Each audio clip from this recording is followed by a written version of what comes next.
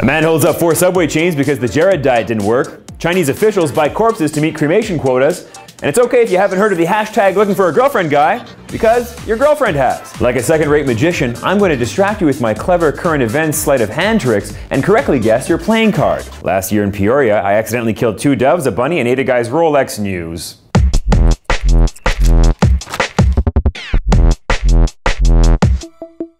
First up, an Alabama man has been sticking up Subway stores out of revenge. Revenge for being portly. Yes indeed, 18-year-old Zachary Raphael Torrance was captured in a Walmart buying a holster for the gun he used to rob 4 Subways last week when patrons recognized him from a local police Facebook page. Apparently Torrance told cops he had been doing the Jared diet and it didn't work, so he's trying to get his money back. If you recall, Jared Fogle lost 200 pounds eating turkey subs and became a spokesperson for Subway and an advocate for making kind of healthy choices. By the way, Jared is worth $15 million now, and at a svelte 225 pounds, his nitrate levels are just a scooch over 15 million percent of your daily intake. Nitrates are what they put in the processed meats to keep them from acting like real food and decomposing. A daily nitrate diet increases your chances of cancer by about 50%. Just ask science. Yeah, so eat fresh is a little misleading. The only thing fresher than my sandwich is my tumors. Might be more truthful from a marketing standpoint. Now what Torrance should have done was kidnap a lawyer to help him sue Subway for keeping him chubby and potentially filling him with carcinogens. But you need money to make money, which is why some people turn to crime. It's a complex, rich tapestry, or a complex, poor tapestry, depending on where you grew up in America. Can we get a shot of the don't tread on me snake? Yeah, and then a shot of the serpent eating itself?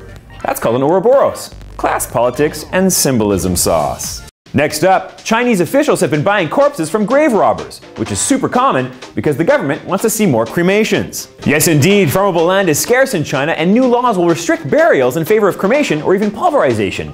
Yep, flattening graves is one method used to make space. How's your day, honey? If I have to flatten one more corpse, what's for dinner?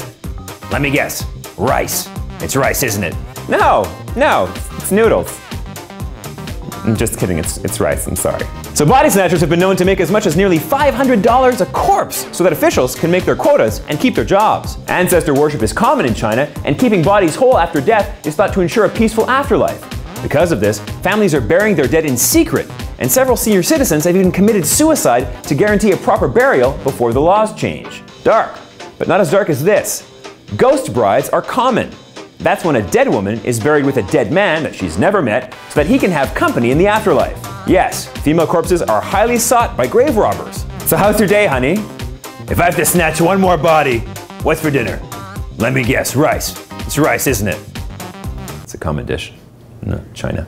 I don't know, there's a great horror movie premise in here somewhere, I think. Like a guy who sells cemetery land to wealthy Chinese families and then, poof, zombies. Or it gets so bad in China that corpses are shut into space, a la Search for Spock, and then an entire zombie planet is discovered by astronauts. In the future, the zombie space adventure movie the whole family can enjoy.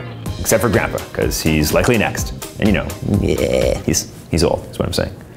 Last up, the looking for a girlfriend guy gets a lot of dates and hooks up a shit ton. Yes indeed, in case you hadn't heard, Dan Perino plastered his face all over New York this past August in the hopes of getting a date.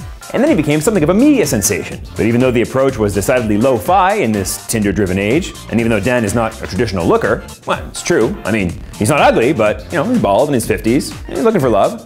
I mean, I don't want to be the pot calling the kettle black, but can we look at how black this fucking kettle is? The point is, he's a regular guy looking for Mrs. Right, and he's getting a lot of dates. Like a lot. In fact, he says he's had about 7,000 calls. And while about 90% of those are cranks, that still means he's gotten like 700 serious offers. So much so that he's getting choosy. Perino says he only dates models in their 20s and 30s now. And that's the way he's gonna keep it. He said, and I quote, "The public won't see a fugly woman around my arm. I don't fucking want that, a fugly woman. Keep them away from me. I want the damn models." While I can relate to that sentiment on some level, it's a bit harsh. He also talked a lot about his Coke can dick and how big it was in a recent interview. So, see ladies, he's a real charmer. I'm sure his princess is just around the corner of the next dumpster. I'm busting chops. You know, I'm not perfect. Who is? Except for Clooney. Clooney. Always a bridesmaid, never a bride. If Dan Perino can find love, or at least lust, there's hope for all of us. But here's a hint, just be a nice guy, and maybe don't talk about your dick and not wanting to date uggos. Life hack. Okay, that's it for the dispatch. Share this video immediately, if not sooner, and tell someone with your mouth if you liked it. I'm Mark, and I miss being able to get up early Saturday mornings and watch cartoons and eat cereal. Now there's a 24-hour cartoon channel on all the time, which I also watch. But I'm so tired of eating cereal. Please, make it stop. Just for an hour. Just for an hour or two. It's too much Captain Crunch. I have stage 4 cancer beaties. Didn't exist before I started eating the crunch. If you miss me between shows, you can follow me on Twitter at MarkBowyer1. That's MarkBeaulieu 1. So, clickety-click. The Jared diet didn't work. Don't destroy yourself, America. There's a lot of good things in America. I'd like to see more good things come out of America. Less honey boo-boo, more not honey boo-boo. Silencio.